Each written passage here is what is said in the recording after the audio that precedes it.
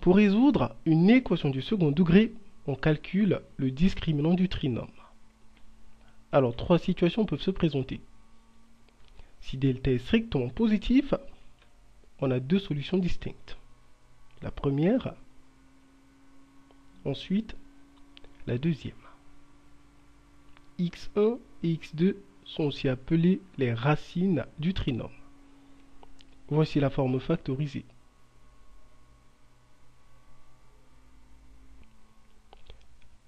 Deuxième possibilité. Si delta est égal à 0, on dit qu'on a une solution. Moins b sur 2a. La factorisation, la voici.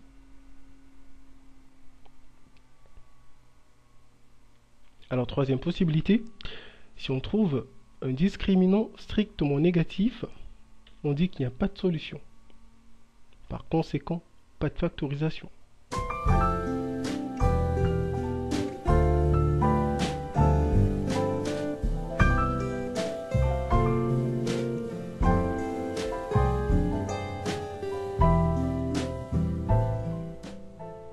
Alors la première chose à faire, c'est de calculer le discriminant. Ça donne ceci. B carré moins 4 fois A fois C. On a ceci. Ça donne 16, qui est strictement positif. Alors on a deux solutions. Et on va chercher la racine carrée du discriminant. Ensuite, on déduit les racines du trinôme. Moins b, c'est l'opposé de b. Alors à ce niveau, b c'est moins 6. Son opposé, c'est 6. On a 6 moins 4 sur 2. A est égal à 1. 2a, ça fait 2. On a 1. Et là, la différence qu'il y a entre la première racine et la deuxième, c'est le signe moins du milieu qui devient plus. Ça fait 5. Alors voici l'ensemble solution. Deuxième équation, on cherche le discriminant.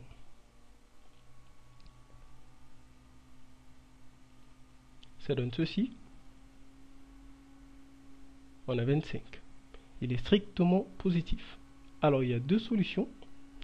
On cherche la racine carrée du discriminant et on déduit les racines. Tu as la première. Ça fait moins 8 sur 4. On a moins 2. Et pour avoir la deuxième racine, le signe moins du milieu, il devient plus. On a 1 demi. Tu as l'ensemble solution. Allez, on termine. Discriminant.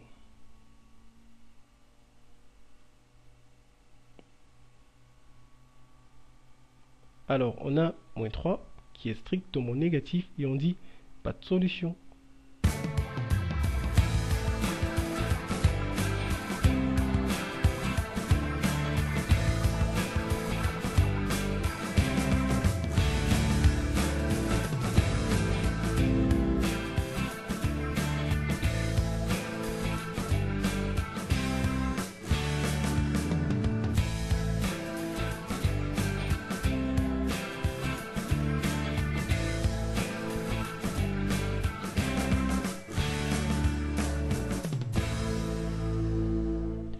Alors pour montrer que P admet racine de 6 sur 4 pour racine, il suffit de montrer que P de racine de 6 sur 4 est égal à 0.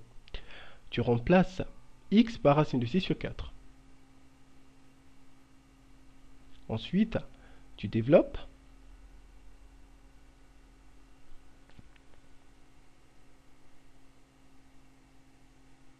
Alors d'un côté, tu as 4 fois 6 16e moins 6 quarts. De l'autre côté, 4 se simplifie. Tu as racine de 3 fois racine de 6, ça fait racine de 18. Et tu termines par plus racine de 18. Les deux s'annulent. Et tu simplifies 4 et 16 par 4. Il reste 4. Tu as 6 quarts moins 6 quarts. Ça fait 0. Alors pour trouver l'autre racine, on va l'appeler alpha. Et à ce moment, rappelle-toi. Voici la factorisation d'un trinôme du second degré lorsque tu connais ses racines. De la même façon, on a ceci. Ensuite, tu développes.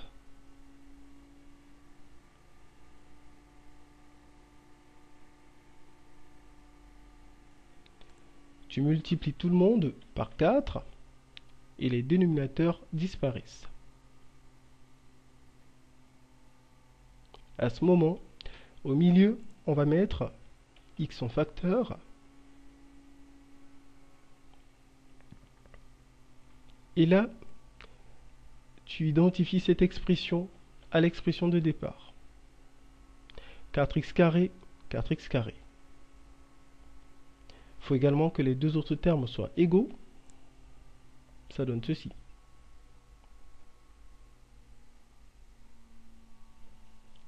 Alors, pour que ces deux égalités soient vraies, il faut tout simplement que alpha soit égal à racine de 3.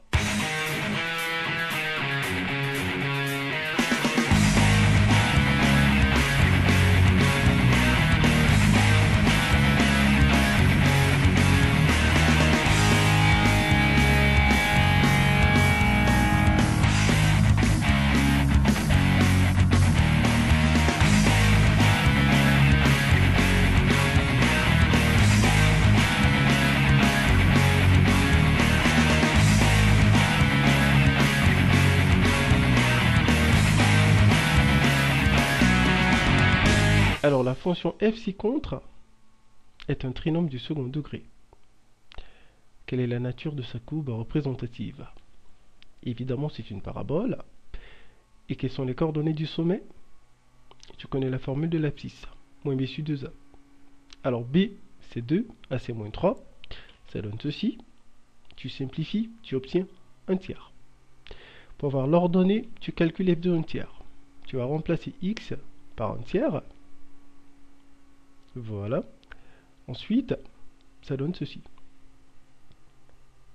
Tu simplifies 3 et 9 et tu transformes 1. C'est 3 sur 3. Alors tu as le même dénominateur. Tu additionnes les numérateurs. 3 plus 2, ça fait 5. Moins 1, on a 4. Voilà les coordonnées du sommet. Alors pour terminer, on va montrer que la courbe C coupe l'axe des abscisses en 2 points dont on précisera les coordonnées. Pour que la courbe coupe l'axe des abscisses en 2 points, il faut simplement que l'équation f de x égale 0 admette 2 solutions. C'est ce qu'on va montrer. On calcule le discriminant.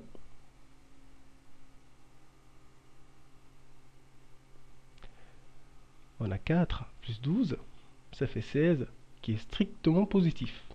Alors on a 2 solutions. On cherche la racine carrée du discriminant et on a la première racine. Ça fait moins 6 sur 6, c'est-à-dire 1. Et rappelle-toi, pour avoir la deuxième racine, le signe moins du milieu, tu le changes en plus. Ça fait 2 sur moins 6, c'est-à-dire moins 1 tiers. Alors voici les 2 points A et B par lesquels la courbe C coupe l'axe des abscisses.